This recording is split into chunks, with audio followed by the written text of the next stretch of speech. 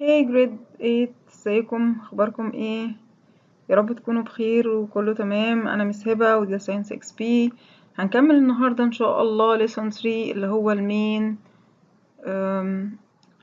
groups in the modern periodic table. مش هطول عليكم كتير، يا رب نسمع بس الجزء الاولاني اللي بيتكلم عن الالكالاي ميتالز وعن النوبل جازز. كمان احنا قلنا هنا ان احنا هنركز على 3 main groups in modern periodic table، يعني أهم جروب في الميتالز وسميناه الكالاي ميتالز واتكلمنا عنه بالتفصيل في الفيديو اللي فات.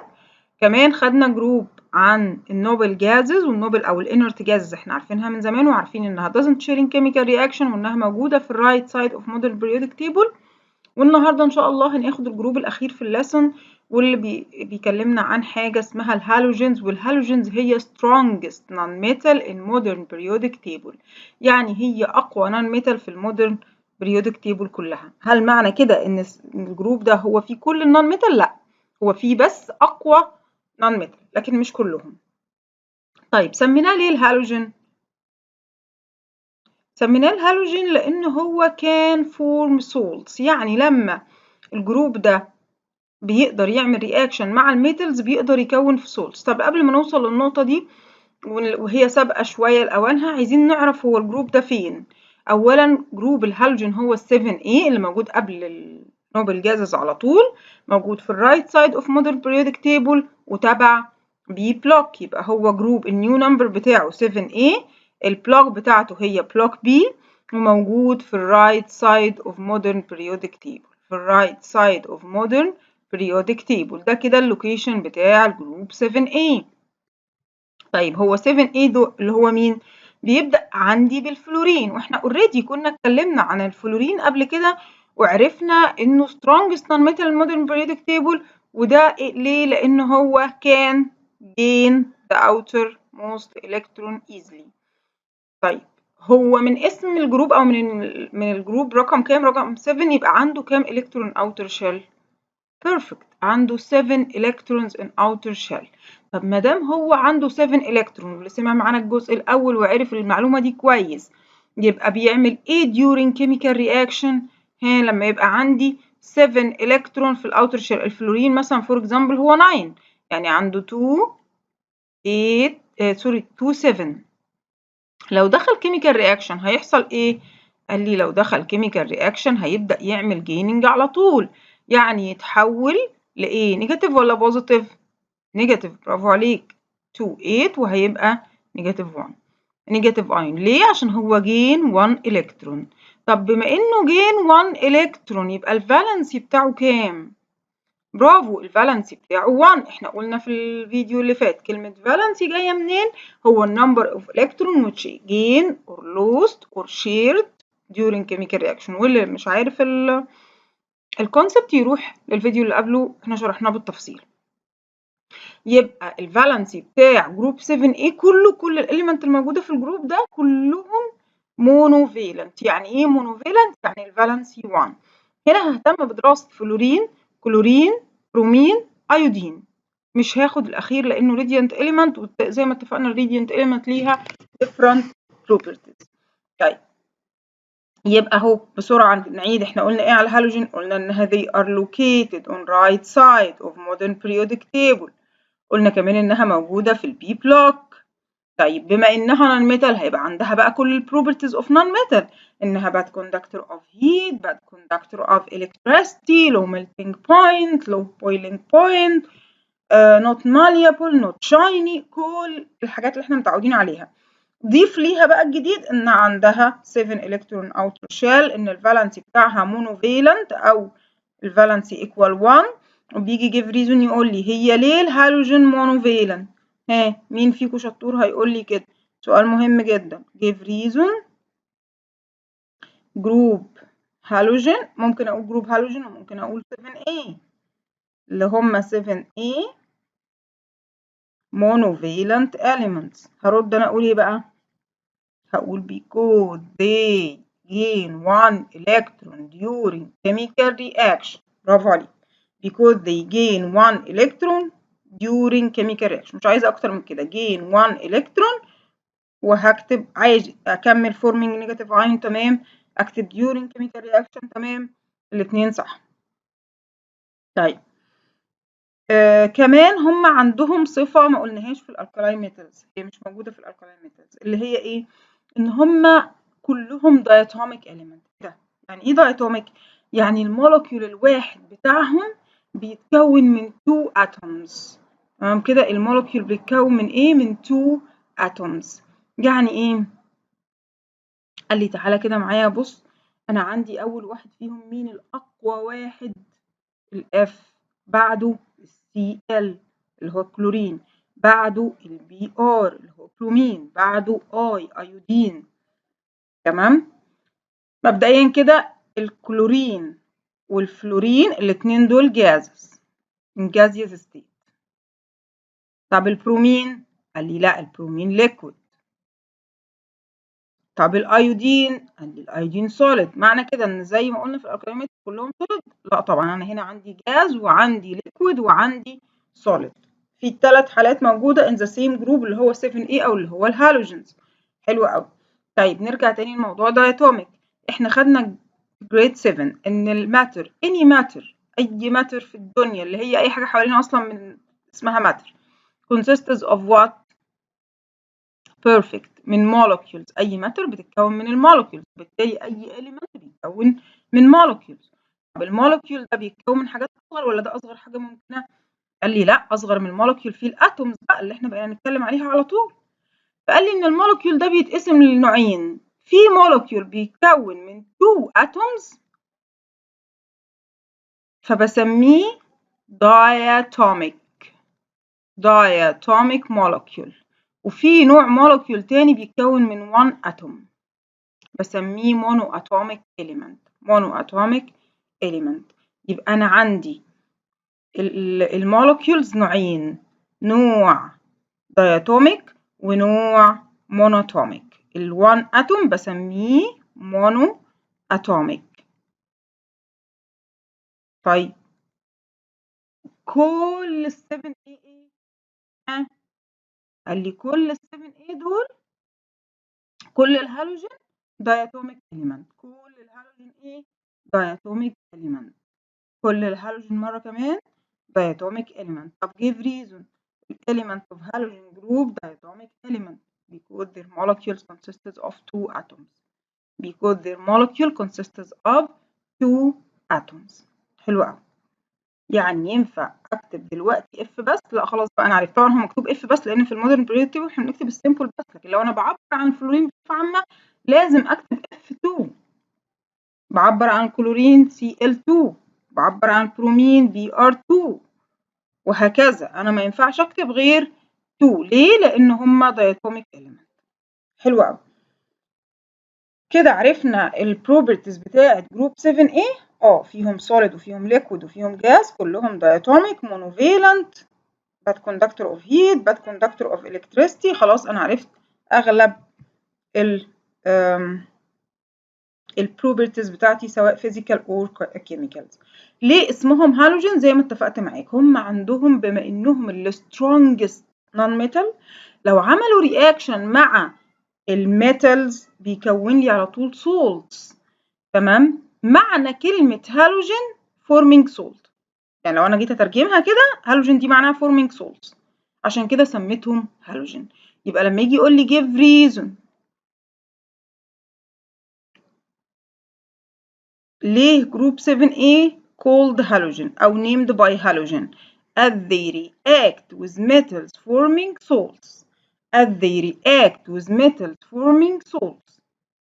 فاكر لما قلنا الالكالاي metals ليه اسمهم alkali metals؟ because they react with water forming alkaline solution. ده بالنسبة للالكالاي metal. ليه سميتهم alkali metal؟ عشان هما forming alkaline solution. طب ليه سميت الجروب 7A halogen؟ because they form salts. يبقى because they react with metal forming salts. مرة كمان اهو. طب تعالى بقى نشرح حتة مهمة جدا جدا. دلوقتي الهالوجين very active metal. طيب فلازم طول الوقت هما في حالة very active non metal. أنا آسفة very active element قصدي يعني. طيب بيعملوا لازم طول الوقت، طول ما هم شغالين كده هم لازم يكونوا في رياكشن، لازم بيعملوا رياكشن. طيب تعالى شوف كده الرياكشنز اللي بتحصل ازاي. لو احنا اتفقنا لو ميتال مع الهالوجين هيعمل لي سولت. طب تعالى نشوف زي ايه مثلا. قال لي مثلا، خلينا نجيب صفحة جديدة كده عشان نبقى مركزين فيها. زي لو انا خدت البوتاسيوم اللي هي كي، ها مين فاكر البوتاسيوم ده كان تبع جروب ايه؟ بيرفكت الكالاين ميتالز. طب عملت له رياكشن مع البي ار 2 اللي هي مين؟ برومين. البرومين تبع مين؟ الهالوجين. يبقى انا جبت الكالاين ميتال، وانا عايزاك تقول معايا باي ذا واي، بلس البرومين اللي هو تبع الهالوجين. شوف بقى هيخرج لي ايه؟ كي بي ار 2 كي بي ار. طبعا الارقام الكبيره دي معناها بس بالانس للكيميكال ايكويشن. الكيميكال ايكويشنز مهمه جدا جدا، مفيش امتحان ما بيجيش فيه كيميكال ايكويشنز، ودي اتفه واسهل كيميكال ايكويشن اصلا في المنهج.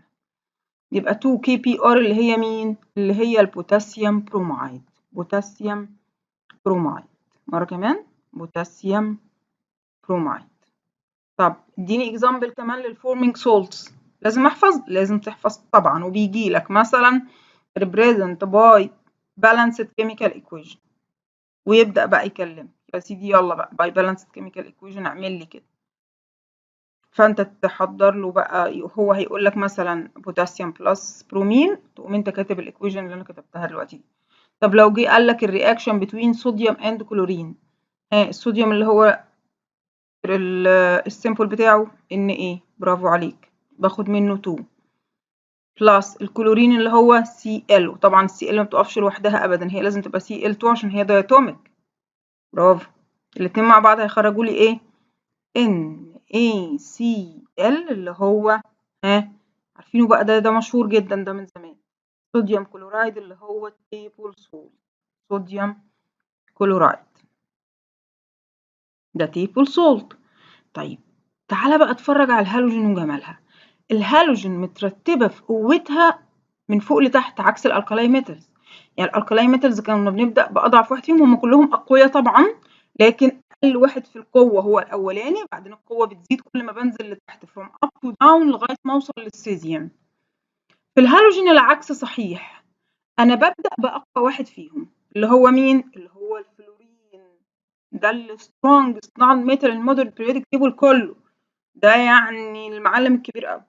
طيب F2 اللي هو فلورين، بعده الكلورين اللي هو الجاز، سوري والفلورين جاز، بس قصدي اللي بعده يعني الكلورين، هتلاقيه قوي برضو بس مش اقوى من الفلورين. طيب بس اقوى من مين؟ من البرومين اللي بعده، يبقى البرومين اضعف شويه من الكلورين. طب وبعدين الايودين اضعف واحد فيهم مش في النون ميتال كلهم. طب تعالى شوف بقى، زي ما انت عارف طبعا ان القوي يقدر يزق الضعيف. لو انا جيت كده راجل قوي ومفتري وعايز يقعد في مكان حد ضعيف، هيقوم زقه وقاعد مكانه، لكن هل الضعيف يقدر يزق القوي؟ لا طبعا، بما انه عارف قوته هياخد بعضه ويمشي ويسيب له المكان. نفس النظام ده بيحصل في الهالوجين بالظبط. ايه ده؟ يعني ايه؟ ازاي يعني؟ لو انا مثلا جبت الكي بي ار اللي هو بوتاسيوم برومايد وعملت له رياكشن مع السي ال 2 اللي هو كلورين، مين فيهم اقوى، البرومين ولا الكلورين؟ طب انا مش حافظ يا مس، اولا لازم تحفظهم بترتيبهم. الاول في الترتيب هو الاقوى، يعني الفلورين اقوى من الكلورين، الكلورين اقوى من البرومين، البرومين اقوى من الايودين، الايودين اضعف واحد خالص. ها تعالى بقى بص للترتيب ده كده وقول لي مين اقوى، البرومين ولا الكلورين؟ لا الكلورين. هيقوم عامل ايه؟ زائق البرومين وواخد مكانه في السولت بتاعه. يعني ايه؟ يعني هيكون KCl. طب والبرومين هيروح فين؟ هيخرج يا عيني لوحده، يروح يدور له على سولت جديد. طب تعالى مثلا لو انا قلت لك Ki اللي هو بوتاسيوم ايودايد بلس Br2، ها مين اقوى، البرومين ولا الايودين؟ لا البرومين اقوى، يقوم البرومين زائق الايودين، replace it in its salt and forming a KBr. طب والايودين هيروح فين؟ هيخرج لوحده. طب تعالى انت بقى قول لي كده، لو انا جيت قلت لك K Br بلس I2، تفتكر الايودين هيقدر يزق البرومين؟ لا للاسف. طب وبعدين هيعمل ايه؟ مش هيحصل اي حاجه، هتبقى نو رياكشن. ليه؟ لان الايودين مش هيقدر يزق، مش هيقدر يريبليس البرومين. يبقى strongest halogen can replace the weakest halogen in its salt. يقدر الأقوى يريبليس الأضعف في السولت بتاعه. تمام؟ الإيكويشنز دي مهمة جدا جدا، بيجي represent by balanced chemical equation، وهيجيب لك بالكلمات بالليترز، مثلا يقول لك الرياكشن between البوتاسيوم برومايد with كلورين، فأنت تكون حافظ الإيكويشن كده وبالأسامي وتقوم كاتب على طول بالرموز. ضروري جدا جدا جدا، ادي لنفسك فرصة 5 دقايق تحفظهم، ولو فهمتها هتلاقي حفظها أسهل بكتير. و تأكد إنها لازم في سؤال عليها. each element replaces the element below it in its salt solution. يبقى كل واحد هيقدر يزق اللي تحته، يريبليس اللي تحته في السولت بتاعه. احنا كده خلصنا الهالوجين، فاضل لنا جزئية صغيرة بس مهمة جدا جدا جدا، يعني من هنا لغاية السما مش قادرة اقول لك قد ايه مهمة الجزئية دي. اتليست في سؤالين منها في الامتحان.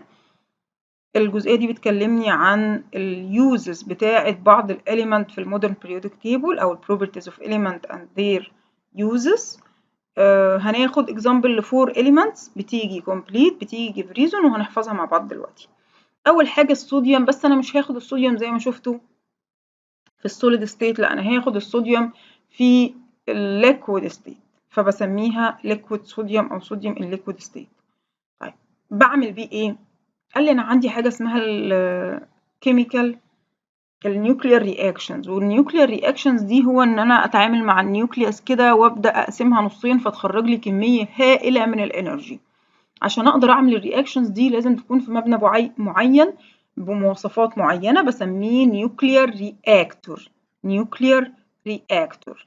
النيوكلير رياكتور ده بما اني بعمل فيه نوع خطير من الرياكشنز، فهو دايما فيه كميه هيت انرجي مهوله، لازم يتخلص منها اول باول، والا لا قدر الله تؤدي للاكسبلوجن of this building. طيب ازاي بقدر اتخلص من الهيت دي بطريقه امنه واستفيد منها كمان؟ عن طريق الصوديوم ليكويد. طيب يعني ايه؟ قال لي يعني لما اجي اتكلم على اليوزز بتاعت الصوديوم ليكويد، فالصوديوم ليكويد used in transfer heat from inside reactor to outside reactor. ليه بستخدم ايه بالهيت دي؟ المفترض ان انا ببدا اغلي بيها كميه كبيره قوي قوي من الووتر، والووتر يخرج لي ووتر فيبور، والووتر فيبور ده يحرك لي التوربين عشان اقدر اولد بيه الكتريستي، وابقى استفدت من الانرجي دي في نفس الوقت. صعب عليا اقول كل الكلام ده، فاحنا هناخد اقل كميه كلام. اوريدي الاجابه طويله، نحاول نقصرها على نفسنا شويه عشان نحفظها ببساطه، ولان الجزئيه اوريدي مهمه. يبقى لما يجي يقول لي الصوديوم ليكويد used in A transfer heat from inside reactor to outside reactor for producing أو to produce electricity أو to generate electricity. بس كده حلو قوي كده عشان ما نطولش على نفسنا. مرة كمان هقولها لك اهو، وانت حاول توقف وتقولها مرة عشان تبقى حفظتها. مرة كمان، الصوديوم بعمل بيه ايه؟ transfer heat from inside reactor to outside reactor to generate electricity. transfer heat from inside reactor to outside reactor to generate electricity. ده بالنسبة للصوديوم ليكويد.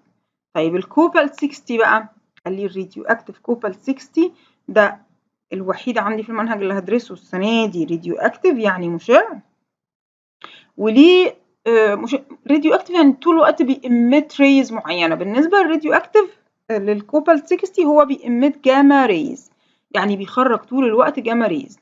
طب لما جم العلماء يدرسوا خصائص الجاما ريز، لقوا ان هي بتقدر تعمل ستوب للريبرودكشن اوف ميكروبيكال سيل، يعني الخلايا بتاعت الميكروبس تتوقف عن الريبرودكشن، ما تجيبش ميكروبس جديدة، وبالتالي بحفظ الأكل لفترات مهولة، وفي نفس الوقت هي doesn't affect human health، ما بتأثرش على صحة الإنسان.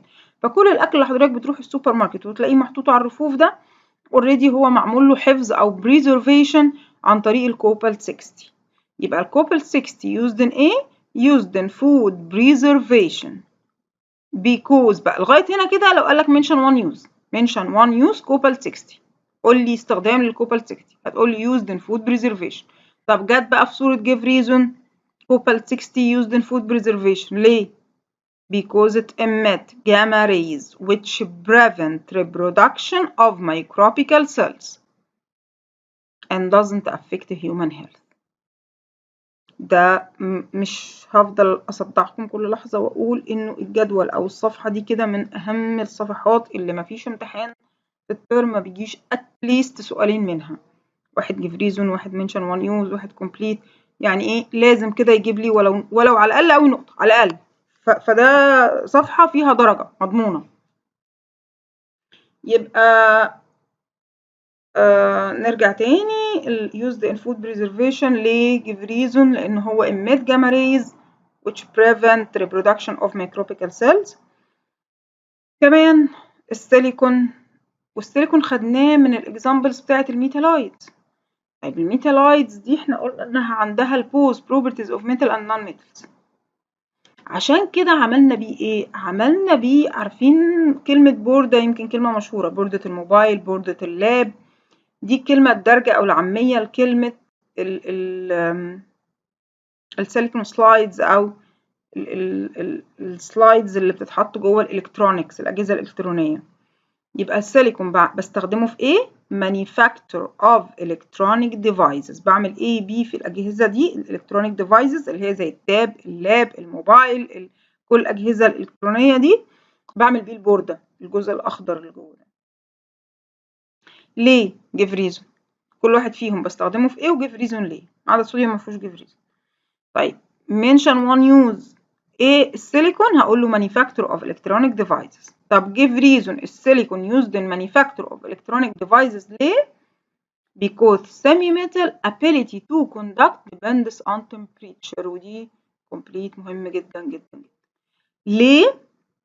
لأن السيمي ميتال ده عنده قدرة يغير درجة توصيله للإلكتريستي عن طريق التمبريتشر. لو سخن شوية بيديني توصيل معين للإلكتريستي، برد توصيل تاني، طب بقى سخن قوي توصيل تالت، فأنا بقدر أتحكم في اللي أنا عايزه عن طريق التمبريتشر. يبقى ليه؟ because the ability to conduct electricity، في هنا كلمة electricity depends on temperature، وناخد بالنا كويس قوي depends on دي ايه؟ depends on دي بتيجي complete depends on a temperature.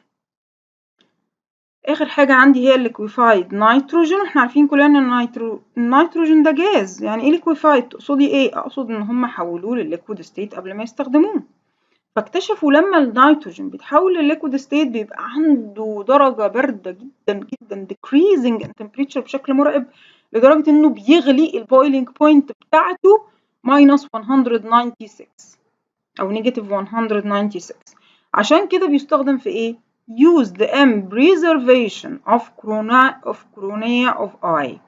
preservation of cornea of eye اللي هي إنه الإنسان يبقى بيعمل عمليات نقل للقرنية بتاعة العين، فبيتاخد من إنسان لسه يدوبك ميت حالا في نفس الحال، بتتحفظ عند درجة لازم تكون قليلة قوي قوي قوي، وبتستخدم بسرعة جدا. طب بنحفظها ازاي الكورونية عشان ما يجرالهاش اي حاجة؟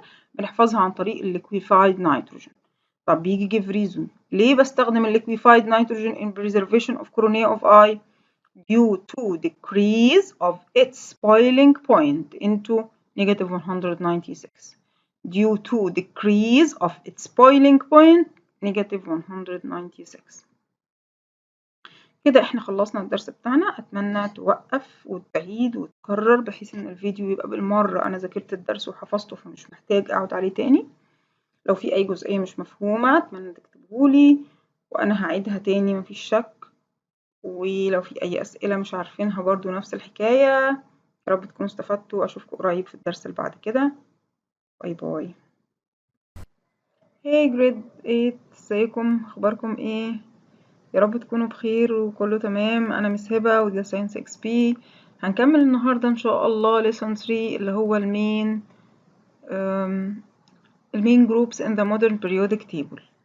مش هطول عليكم كتير، يا رب نسمع بس الجزء الاولاني اللي بيتكلم عن الالكالاي ميتالز وعن النوبل جازز كمان. احنا قلنا هنا ان احنا هنركز على 3 main groups in modern periodic table، يعني أهم جروب في الميتالز وسميناه الكالاي ميتالز واتكلمنا عنه بالتفصيل في الفيديو اللي فات. كمان خدنا جروب عن النوبل جازز والنوبل أو الانرت جازز، احنا عارفينها من زمان وعارفين انها doesn't share in chemical reaction وانها موجودة في الرايت سايد of modern periodic table. والنهارده ان شاء الله هناخد الجروب الاخير في الليسون واللي بيكلمنا عن حاجه اسمها الهالوجينز، والهالوجينز هي strongest non-metal in modern periodic table، يعني هي اقوى non-metal في المودرن periodic table كلها. هل معنى كده ان الجروب ده هو فيه كل النون-metal؟ لا، هو فيه بس اقوى non-metal لكن مش كلهم. طيب سميناه ليه الهالوجين؟ سميناه الهالوجين لان هو كان فورم سولتس، يعني لما الجروب ده بيقدر يعمل رياكشن مع الميتالز بيقدر يكون في سولتس. طب قبل ما نوصل للنقطة دي وهي سابقة شوية لأوانها، عايزين نعرف هو الجروب ده فين. أولا جروب الهالوجين هو ال 7A اللي موجود قبل النوبل جازز على طول، موجود في الرايت سايد اوف مودرن بريودك تيبل وتبع بي بلوك، يبقى هو جروب النيو نمبر بتاعه 7A، البلوك بتاعته هي بلوك بي وموجود في الرايت سايد اوف مودرن بريودك تيبل، في الرايت سايد اوف مودرن periodic table. ده كده اللوكيشن بتاع الجروب 7A. طيب هو 7A ده اللي هو مين؟ بيبدأ عندي بالفلورين، واحنا اوريدي كنا اتكلمنا عن الفلورين قبل كده وعرفنا انه strongest non-metal modern periodic table، وده ليه؟ لان هو كان gain the outermost electron easily. طيب هو من اسم الجروب او من الجروب رقم كام؟ رقم 7، يبقى عنده كام الكترون outer shell؟ perfect، عنده 7 electrons in outer shell.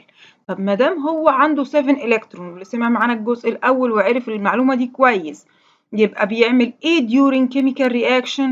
لما يبقى عندي 7 electron في الاوتر shell. الفلورين مثلا for example هو 9، يعني عنده 2 7. لو دخل chemical reaction هيحصل ايه؟ قال لي لو دخل chemical reaction هيبدأ يعمل gaining على طول، يعني يتحول لإيه؟ نيجاتيف ولا بوزيتيف؟ نيجاتيف، برافو عليك. 2 8 وهيبقى نيجاتيف 1، نيجاتيف ايون. ليه؟ عشان هو جين 1 الكترون. طب بما انه جين 1 الكترون يبقى الفالنسي بتاعه كام؟ برافو، الفالنسي بتاعه 1. احنا قلنا في الفيديو اللي فات كلمة فالنسي جاية منين؟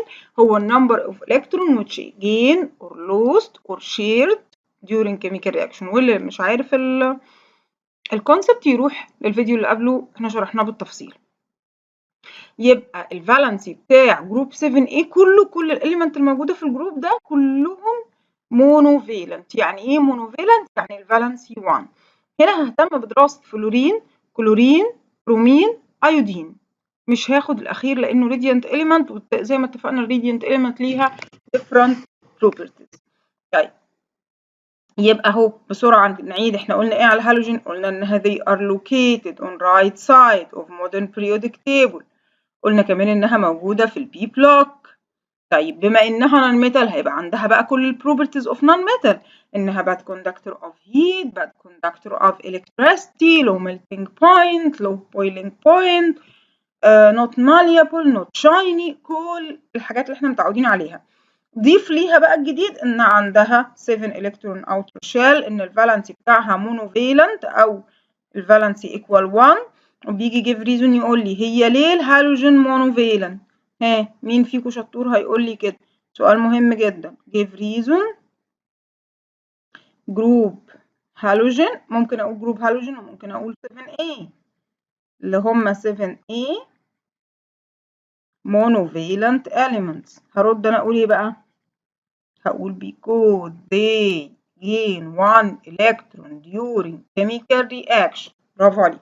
because they gain 1 electron during chemical reaction. مش عايزة أكتر من كده. gain 1 electron وهكتب، عايز أكمل forming negative ion تمام، أكتب during chemical reaction تمام، الاتنين صح.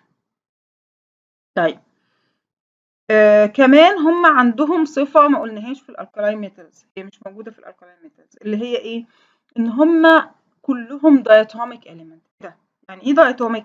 يعني المولكيول الواحد بتاعهم بيتكون من 2 atoms. تمام كده، المولكيول بيتكون من ايه؟ من 2 atoms. يعني ايه؟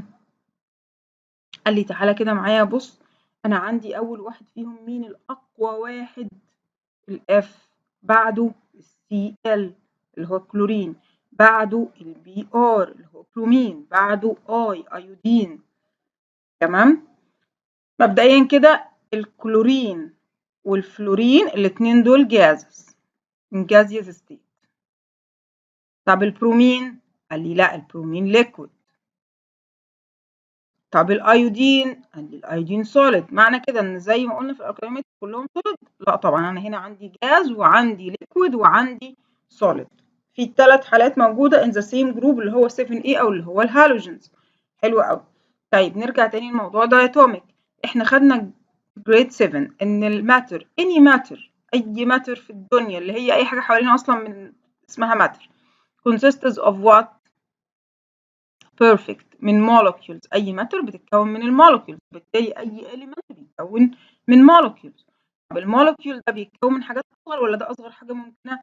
قال لي لأ، أصغر من المولكيول فيه الأتومز بقى اللي إحنا بقينا نتكلم عليها على طول. فقال لي إن المولكيول ده بيتقسم لنوعين، في مولكيول بيتكون من 2 atoms فبسميه diatomic molecule، وفي نوع مولكيول تاني بيتكون من 1 atom بسميه monoatomic element. يبقى أنا عندي المولكيولز نوعين، نوع diatomic ونوع monatomic. ال1 atom بسميه monoatomic. طيب كل ال7 ايه؟ قال لي كل ال7 ايه دول، كل الهالوجين diatomic element. كل الهالوجين ايه؟ diatomic element. كل الهالوجين مرة كمان diatomic element. طب give reason. The element of halogen group diatomic element because their molecules consists of 2 atoms. Because their molecule consists of 2 atoms. حلو قوي. يعني ينفع اكتب دلوقتي اف بس؟ لا خلاص بقى انا عرفت. طبعا هو مكتوب اف بس لان في المودرن بريود تيبل احنا بنكتب السيمبل بس، لكن لو انا بعبر عن الفلورين بصفه عامه لازم اكتب اف 2. بعبر عن الكلورين Cl2، بعبر عن البرومين Br2، وهكذا. أنا ما ينفعش أكتب غير 2. ليه؟ لأن هما diatomic element. حلو أوي. كده عرفنا البروبرتيز بتاعة جروب 7A. فيهم solid وفيهم liquid وفيهم gas، كلهم diatomic monovalent bad conductor of heat bad conductor of electricity. خلاص أنا عرفت أغلب البروبرتيز بتاعتي سواء physical or chemicals.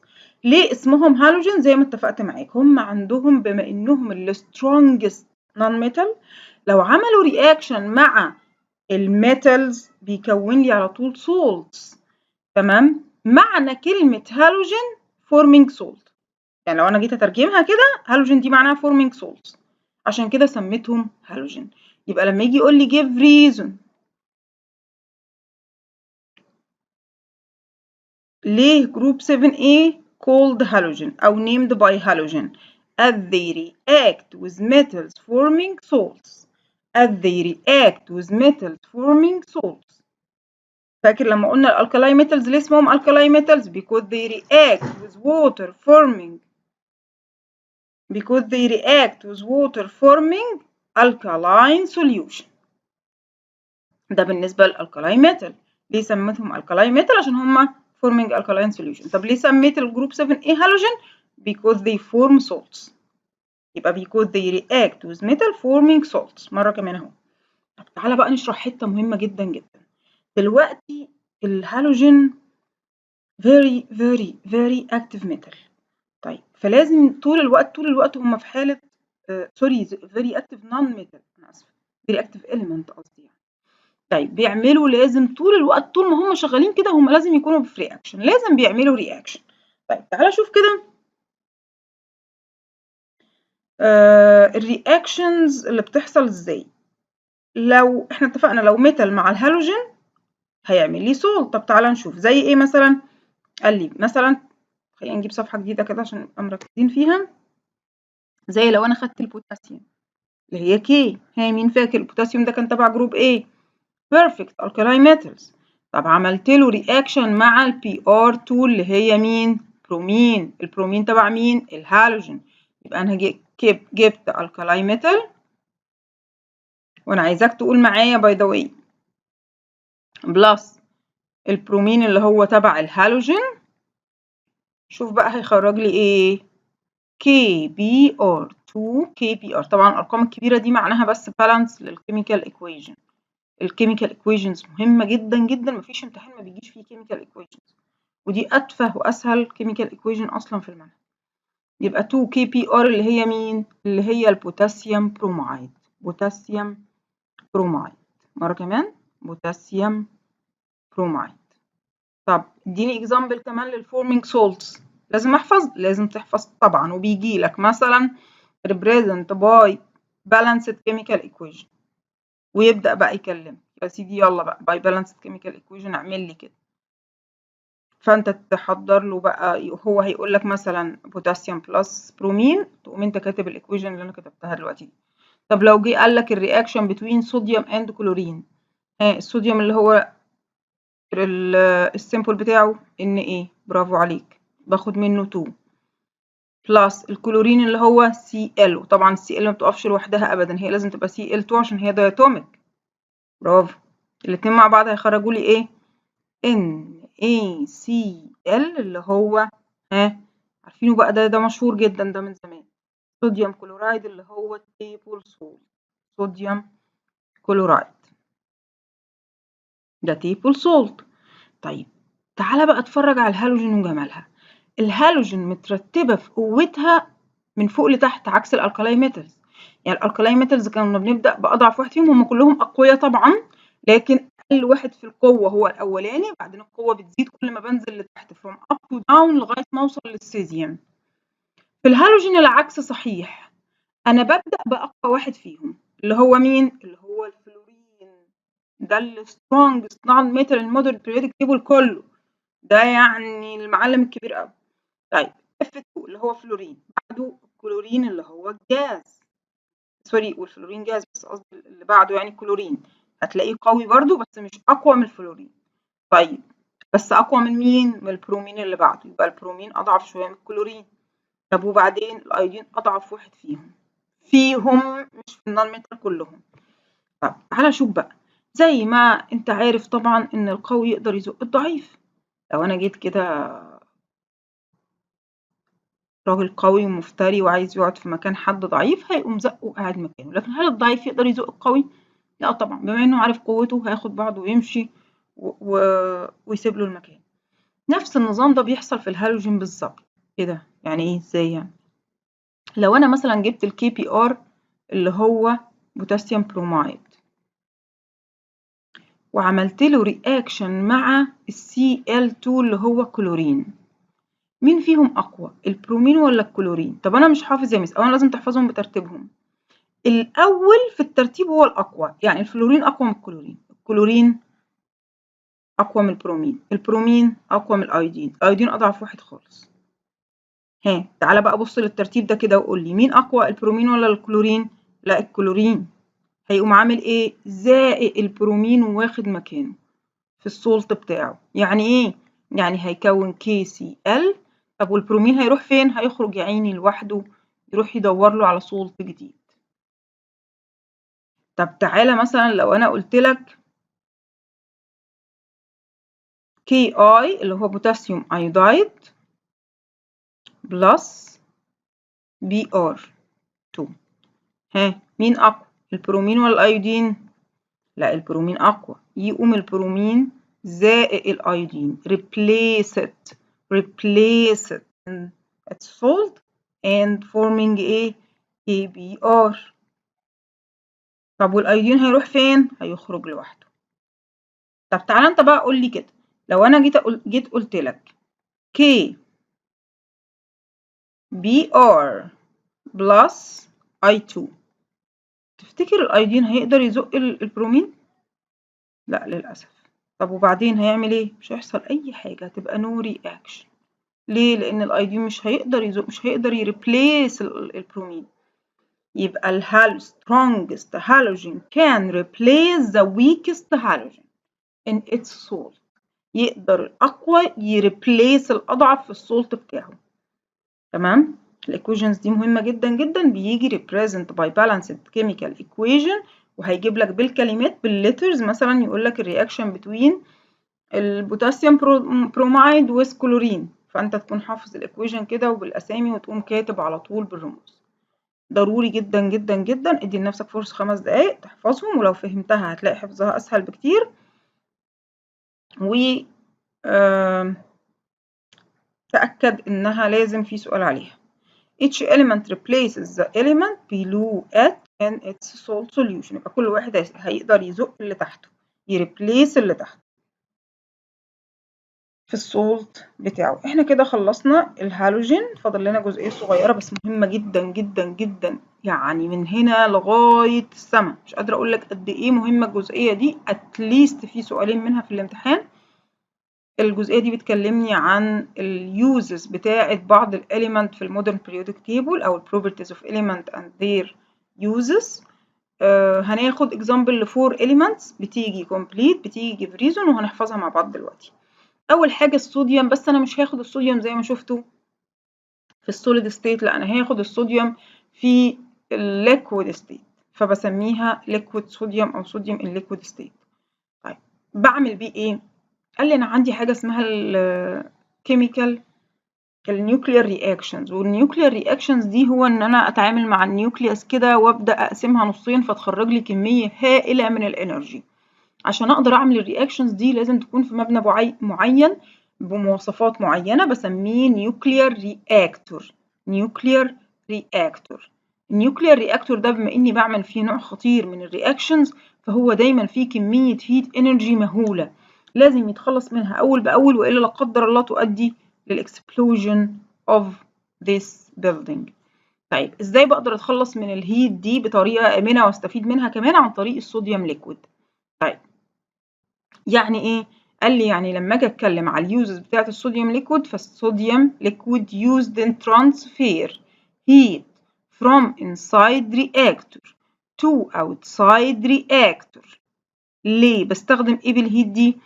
المفترض ان انا ببدا اغلي بيها كميه كبيره قوي من الووتر، والووتر يخرج لي ووتر فيبور، والووتر فيبور ده يحرك لي التوربين عشان اقدر اولد بيه الكتريستي، وابقى استفدت من الانرجي دي في نفس الوقت. صعب عليا اقول كل الكلام ده، فاحنا هناخد اقل كميه كلام. اوريدي الاجابه طويله، نحاول نقصرها على نفسنا شويه عشان نحفظها ببساطه، ولان الجزئيه اوريدي مهمه.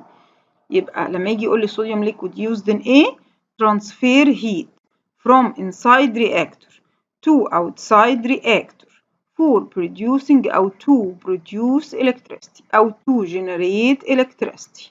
بس كده حلو قوي كده عشان ما نطولش على نفسنا. مرة كمان هقولها لك اهو، وانت حاول توقف وتقولها مرة عشان تبقى حفظتها. مرة كمان، الصوديوم بعمل بيه ايه؟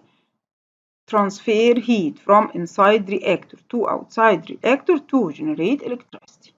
Transfer heat from inside reactor to outside reactor to generate electricity. ده بالنسبة للصوديوم ليكويد.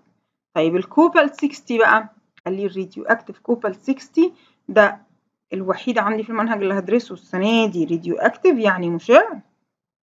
وليه راديو اكتيف؟ يعني طول الوقت بيemit ريز معينة. بالنسبة للراديو اكتيف للكوبالت 60 هو بيemit جاما ريز، يعني بيخرج طول الوقت جاما ريز. طب لما جم العلماء يدرسوا خصائص الجاما ريز، لقوا ان هي بتقدر تعمل ستوب للريبرودكشن اوف مايكروبيكال سيل، يعني الخلايا بتاعت الميكروبس تتوقف عن الريبرودكشن، ما تجيبش مايكروبس جديدة، وبالتالي بحفظ الأكل لفترات مهولة، وفي نفس الوقت هي doesn't affect human health، ما بتأثرش على صحة الإنسان. فكل الأكل اللي حضرتك بتروح السوبر ماركت وتلاقيه محطوط على الرفوف ده already هو معمول له حفظ أو preservation عن طريق الكوبالت 60. يبقى الكوبالت 60 used in A used in food preservation because بقى لغاية هنا كده. لو قالك mention one use كوبالت 60، قول لي استخدام للكوبالت 60، هتقول لي used in food preservation. طب جت بقى في صورة give reason، Cobalt 60 used in food preservation. ليه؟ Because it emits gamma rays which prevent reproduction of microbial cells and doesn't affect human health. ده مش هفضل أصدعكم كل لحظة وأقول إنه الجدول أو الصفحة دي كده من أهم الصفحات اللي مفيش امتحان في الترم ما بيجيش أتليست سؤالين منها. واحد give reason، واحد mention one use، واحد complete. يعني إيه لازم كده يجيب لي ولو على الأقل أوي نقطة على الأقل. فده صفحة فيها درجة مضمونة. يبقى نرجع تاني ال used in food preservation ليه give reason؟ لأن هو emit gamma rays which prevent reproduction of microbial cells. كمان السيليكون، والسيليكون خدناه من الإكزامبلز بتاعة الميتالايت. طيب الميتالايتس دي احنا قلنا إنها عندها البوز properties of metal and non-metals. عشان كده عملنا بيه ايه؟ عملنا بيه، عارفين كلمة بوردة، يمكن كلمة مشهورة، بوردة الموبايل، بوردة اللاب، دي الكلمة الدارجة أو العامية لكلمة السيليكون سلايدز أو السلايدز اللي بتتحط جوه الإلكترونيكس، الأجهزة الإلكترونية. يبقى السيليكون بستخدمه في إيه؟ manufacture of electronic devices. بعمل A B في الأجهزة دي الإلكترونيك devices اللي هي زي التاب، اللاب، الموبايل، كل الأجهزة الإلكترونية دي بعمل بيه البوردة، الجزء الأخضر اللي جوه ده. ليه؟ give reason. كل واحد فيهم بستخدمه في ايه وجيف ريزون ليه. عدد الصوديوم ما فيهوش جيف ريزون. طيب mention one use. ايه السيليكون؟ هقول له manufacture of electronic devices. طب give reason السيليكون used in manufacture of electronic devices ليه؟ because semi-metal ability to conduct depends on temperature. ودي complete مهم جدا جدا جدا. ليه؟ لأن السيمي ميتال ده عنده قدرة يغير درجة توصيله للإلكتريستي عن طريق التمبريتشر. لو سخن شوية بيديني توصيل معين للإلكتريستي، برد توصيل تاني، طب بقى سخن قوي توصيل تالت. فأنا بقدر أتحكم في اللي أنا عايزه عن طريق التمبريتشر.